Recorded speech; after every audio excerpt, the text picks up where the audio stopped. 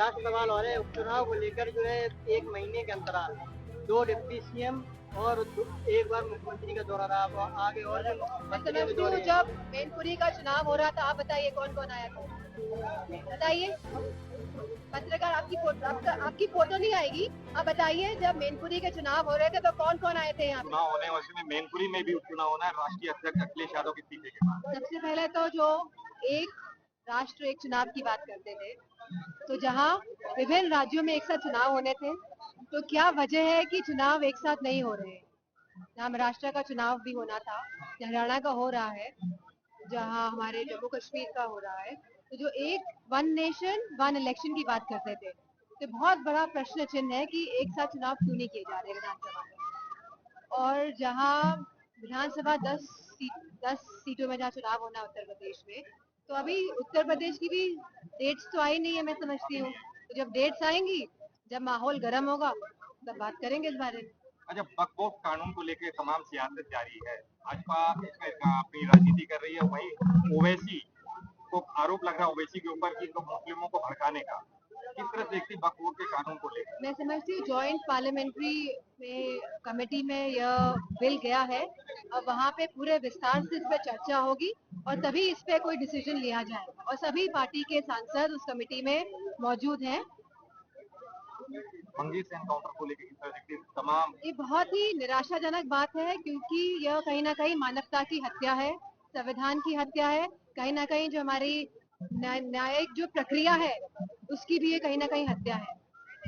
और मैं समझती हूँ जो अपने आप को जो समाज भारतीय जनता पार्टी जो अपने आप को एक आस्था से जोड़ती है, अगर इस तरह की बातें हो रही है इस प्रदेश में, तो कहीं ना कहीं यह एक गलत संकेत देने का पूरे देश को, मैं समझती हूँ, एक संदेश जा रहा है, गलत संकेत का संदेश जा रहा है। बुलडोजर की कार्रवाई में लगातार आप उत्तर प्रदेश की सरकार की बुलडोजर की कार्रवाई में लगातार आपत्ति करती रही। वहीं अखिलेश यादव का बयान आया था कि अगर सरकार आती है तो बुलडोजर का रुख योगी जी के मठ की साइड।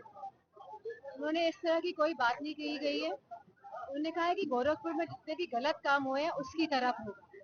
तो ये आप लोगों का जो कहने का तरीका है वो गलत है।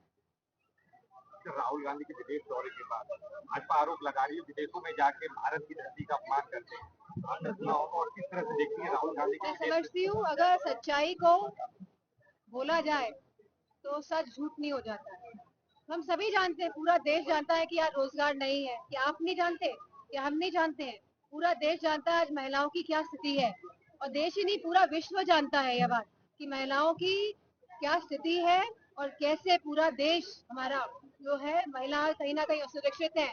बाहर से तो विदेशी महिलाएं आती है, उनका भी बलात्कार हो रहे हैं। तो मैं समझती हूँ सच बोलने की कोई जगह नहीं होती है, सच आप कहीं भी बोल सकते हैं। ट्रेन हादसे को लेकर तमाम तरह के षड्यंत्र रचे जा रहे हैं। कई बार नाकाम हुआ है, अजमेर में इस तरह की घटना। मैं समझती हूँ लगातार पटरियों से ट्रेन इधर उधर जा रही है। लगातार हमने इतने बड़े बड़े ये हमारी जो ये पैसेंजर ट्रेन है इसकी दुर्घटनाएं देखी है।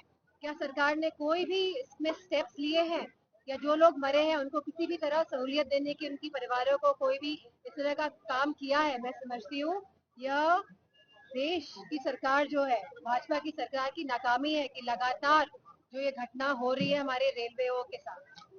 वहीं गिरिराज सिंह का कहना है ये गोदरा जैसे षड्यंत्र रचने की साजिश रची जा रही है। मैं समझती हूँ कहीं ना कहीं ये लोग एक बीज जो गाड़ चुके हैं विभाजन करने का, उसको कहीं ना कहीं चाहते हैं कि अंकुरित करें, और इस तरह की अफवाहें फैला के इस विभाजन के बीज को, इस द्वेष के, घृणा के बीज को ये अंकुरित करना चाहते हैं।